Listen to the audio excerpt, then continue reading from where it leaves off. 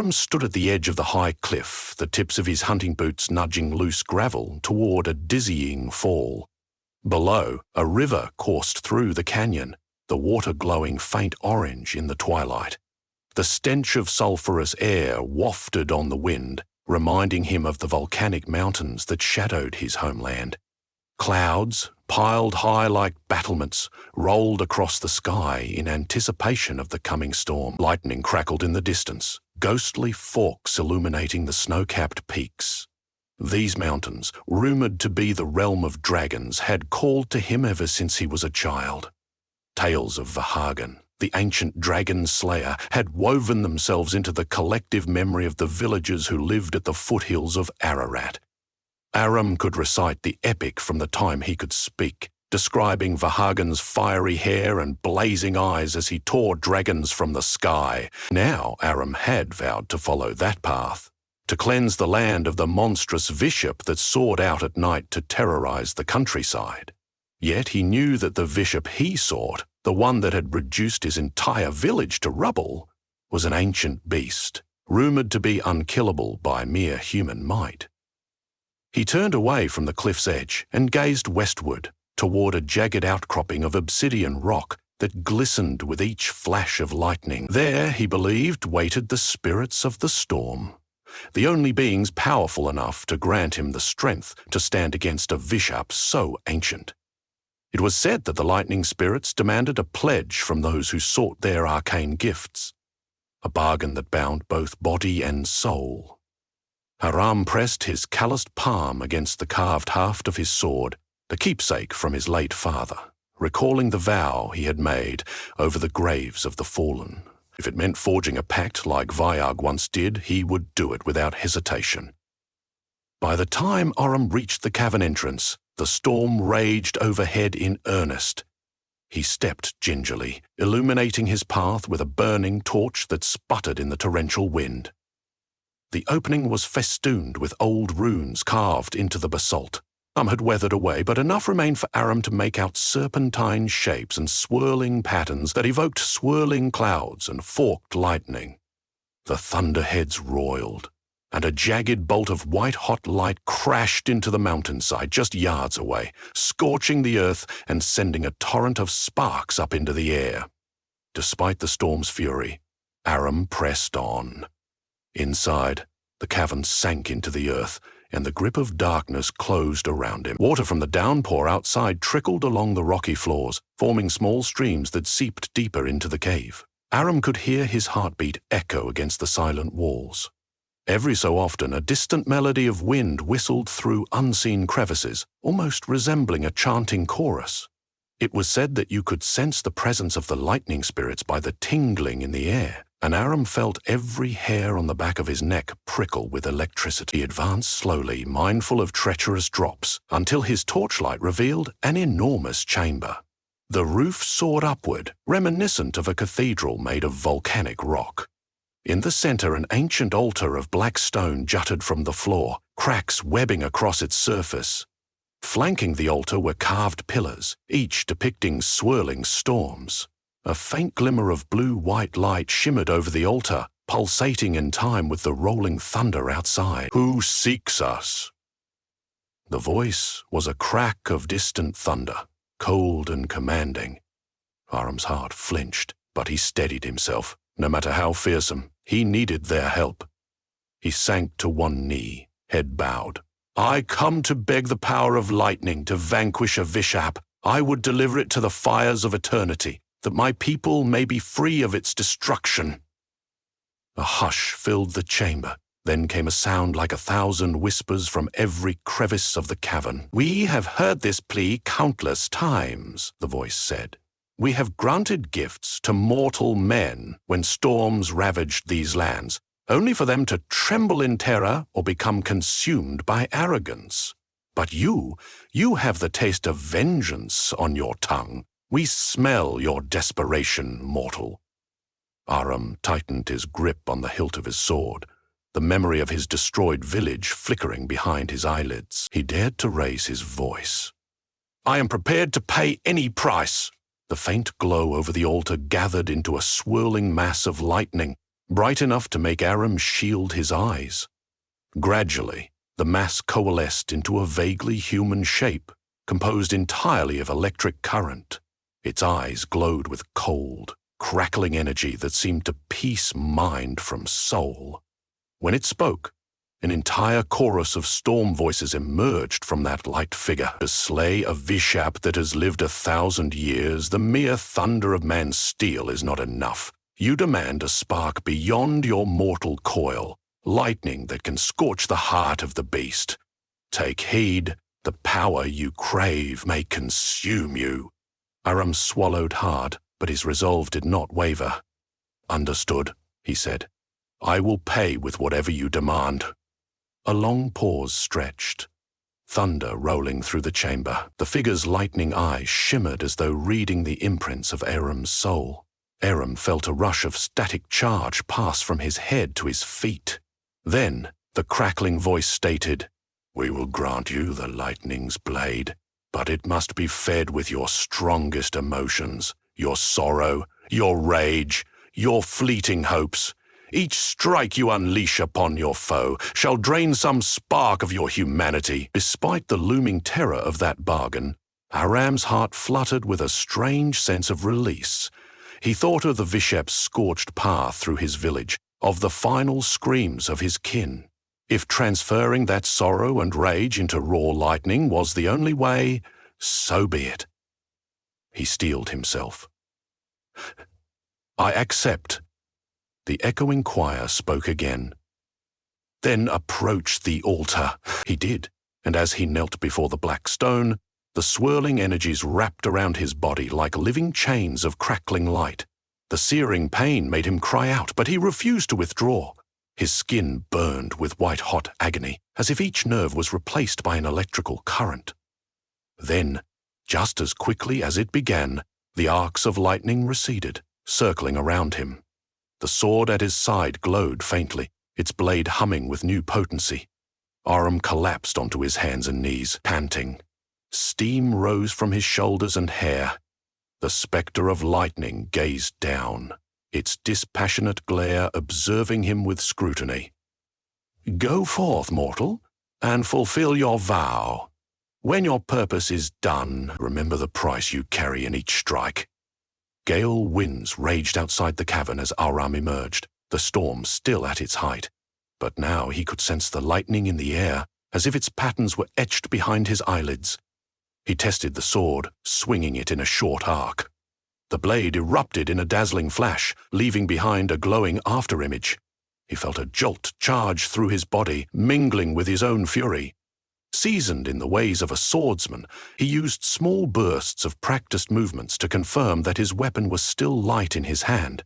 Despite the sword's new aura, it retained its balance as though forged by the same old blacksmith in his childhood village. Yet with each swing, Aram felt something stir in the pit of his stomach. A drain, a tug at some hidden well of life. He recalled the spirit's warning. In exchange for the blade's power, he had pledged to feed it with his innermost feelings. Even that brief practice swing felt like it had stolen a corner of his spirit, replaced with a near-addictive surge of electricity. Halting his test, he forced himself to breathe. With the last glimmer of twilight, he surveyed the mountains, knowing that the Vishap would soon take to the skies in search of its next feast.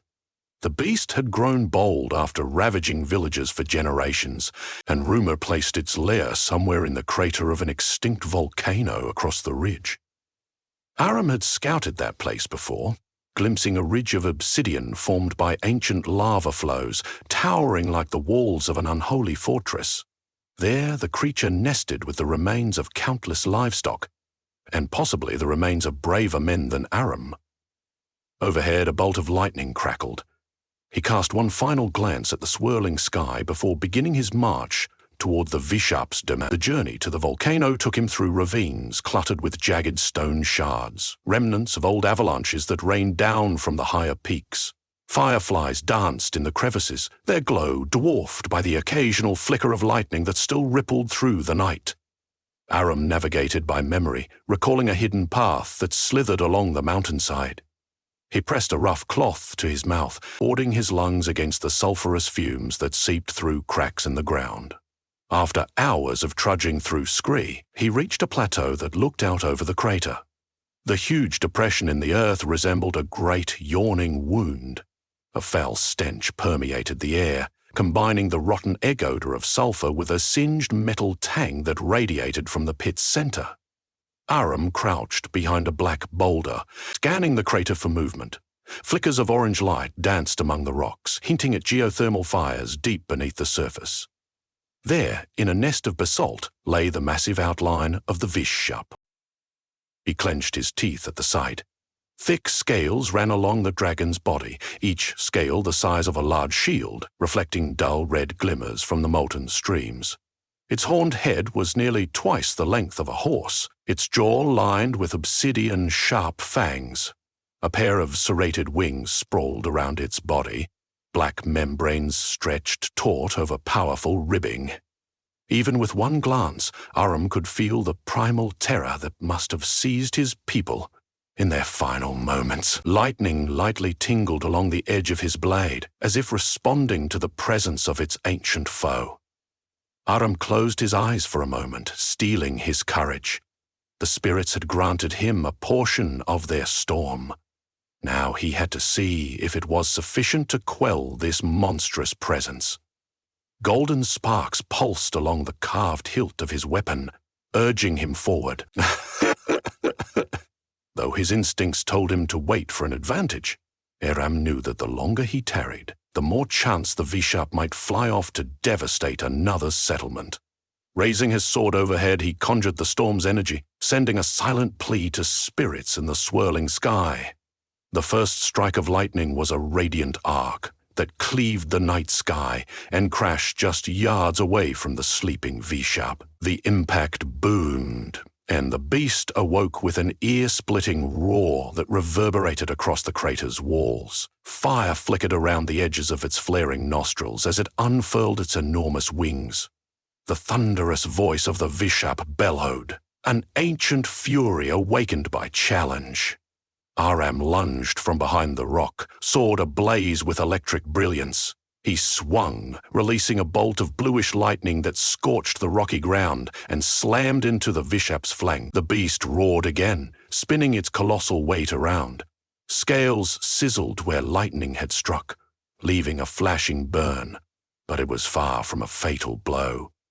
Struggling to catch his breath, Aram felt the toll of unleashing that lightning bolt.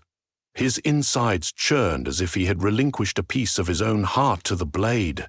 The Vishap whipped its serpentine tail high, crashing it down in an attempt to crumple Aram like a brittle twig. He barely dove away in time, rolling across the uneven basalt with a ferocity fueled by centuries of unchallenged dominion.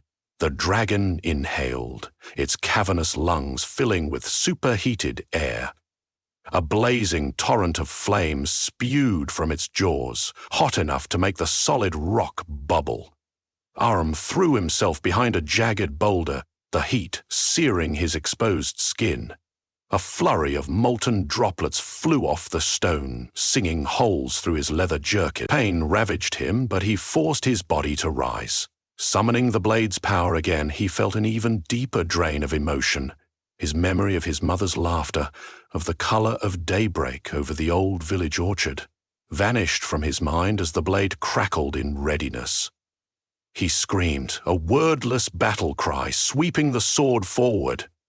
Lightning erupted in a massive fork that caught the Vishap in the chest, hurling it back across the crater. Smoke rose from the scorched scales, and for a moment the beast let out a thunderous shriek.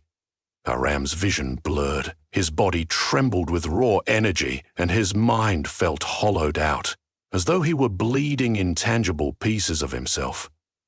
The Vishap, though wounded, regained its footing and launched into the sky, powerful wings thrashing the air. Its silhouette eclipsed the moon, and the monstrous eyes glowed cruelly in the darkness. Enthusiastic gripping the crackling sword, Aram realized he would have to face the Vishap aloft or risk letting it terrorize the valleys below once more.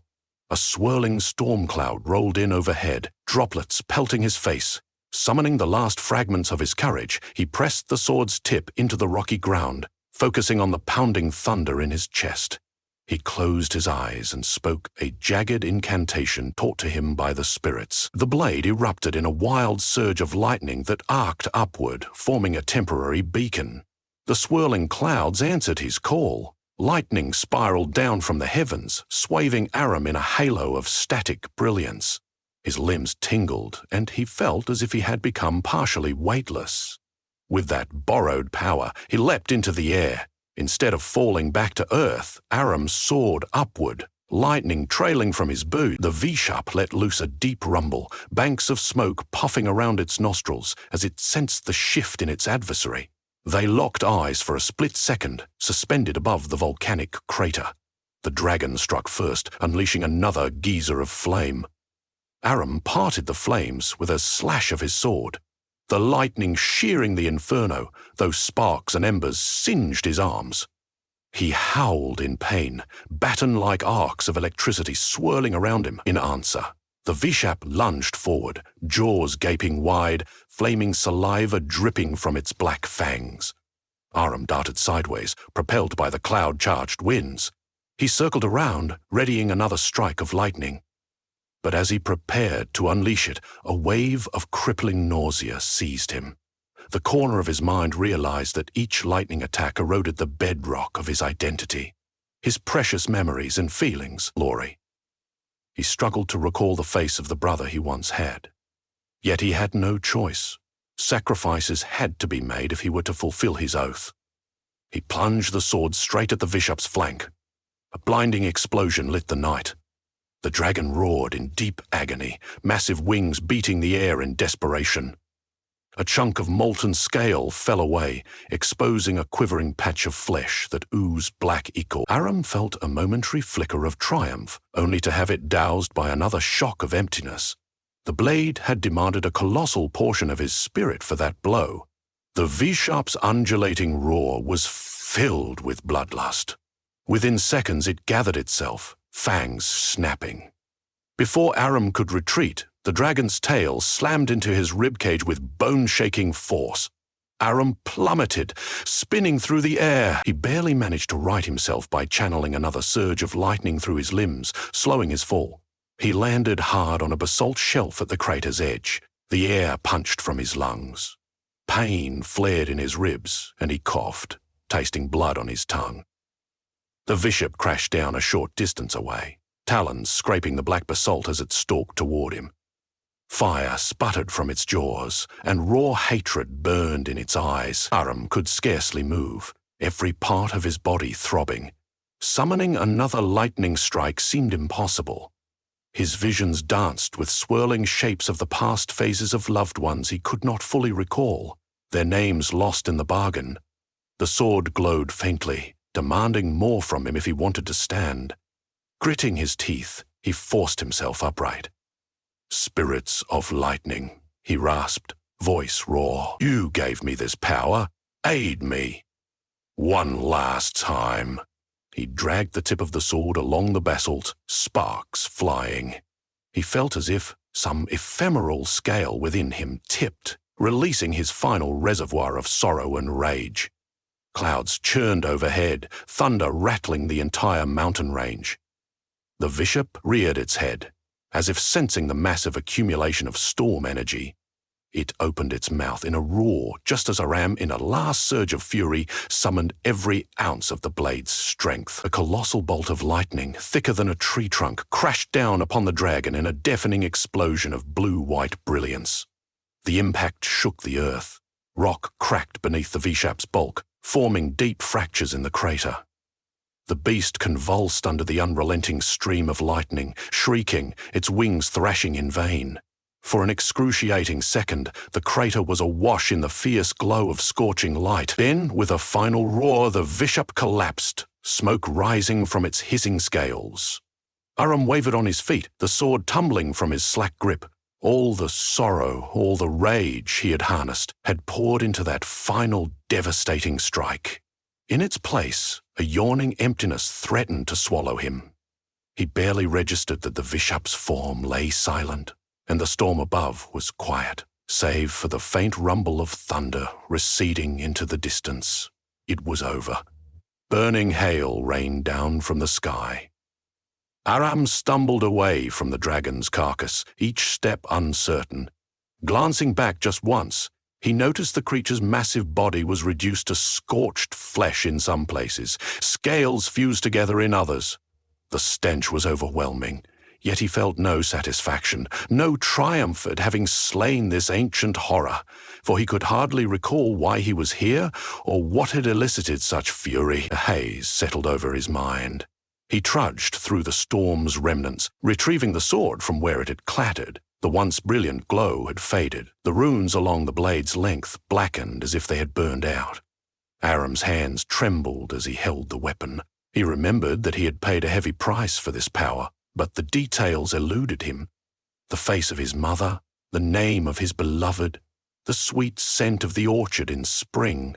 They had dissolved in the lightning's torrent. Outside the crater, he collapsed to his knees.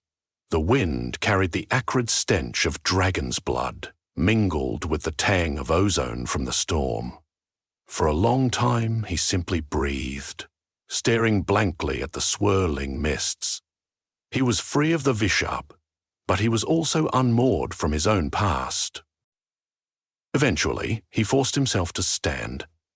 The path down from the volcano stretched ahead, through jagged ravines and hazardous slopes.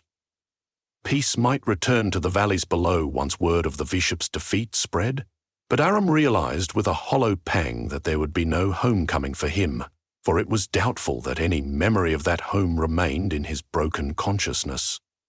Weeks passed in a blur. Aram wandered the foothills, uncertain of his purpose. He found scraps of food left behind in abandoned huts, discovered half-remembered roads that led to burnt-out villages.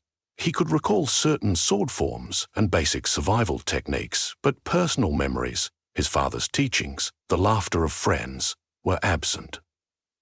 On old streams, he glimpsed his reflection, noticing the haunted emptiness in his gaze. Every once in a while, the brand of lightning flickered across his forearm, a reminder of the bargain struck. His travels led him to a remote settlement they called the Dragon's Wound, a place traumatized by the same beast Aram had slain. Farms were burned out shells, battered villages eked out a living in the shade of collapsed stone walls. When Aram strode into that settlement, sword sheathed and eyes distant, they regarded him with equal parts fear and curiosity. At first, they thought him a wandering mercenary or a lost pilgrim. However, news of a massive storm at the volcano had spread, along with rumors that the Vishap's reign had ended. An elderly man with weathered skin like tree bark approached him. "You there, you smell of lightning and brimstone," he whispered, stepping forward. "Tell me, do you know aught of the beast that has brought us so much misery?" Aram looked away, uncertain how to reply. "It is dead," he said flatly, "slain by a sword of thunder." Word spread through the settlement at once. Like a torrent, people approached, children peeking from behind tattered cloaks, men and women pressing in, asking questions. Aram felt the weight of their stares, sensing that they wanted him to be some returning hero. But he could offer no joyous reunion or celebratory fanfare. Instead, he simply lifted his sword, the blackened runes barely visible. "The Vishap will haunt you no more!"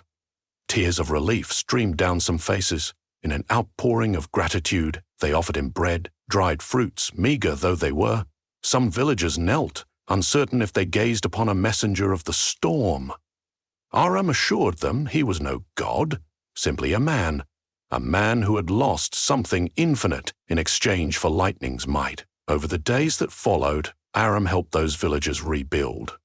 They taught him the names of the local streams and how to gather fresh water from hidden springs.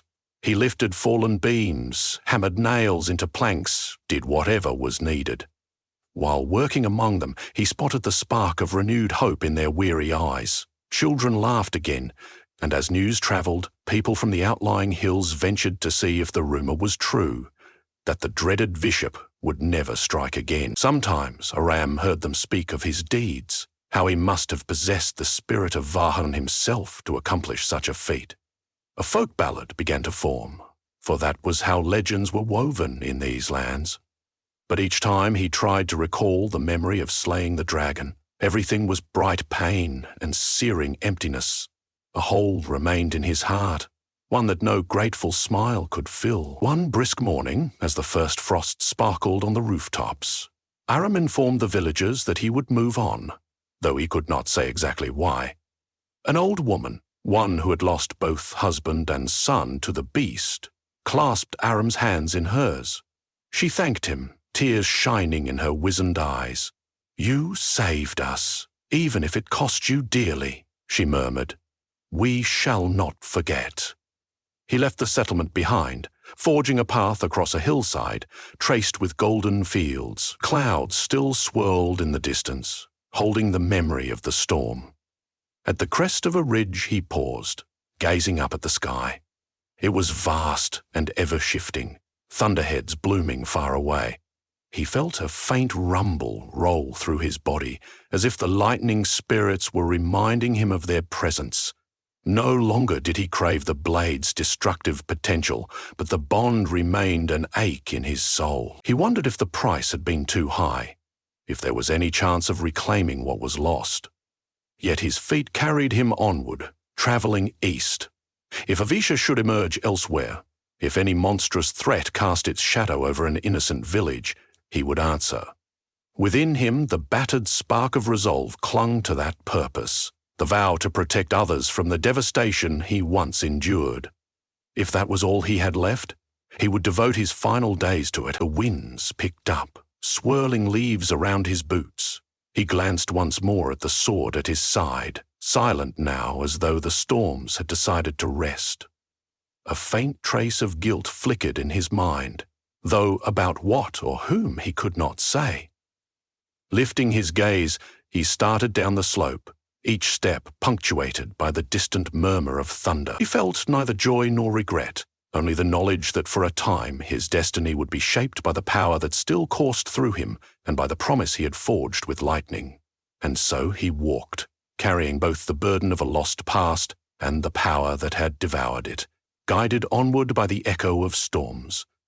Only the silhouette of a lone warrior remained against the horizon, fading into the hush of the mountains.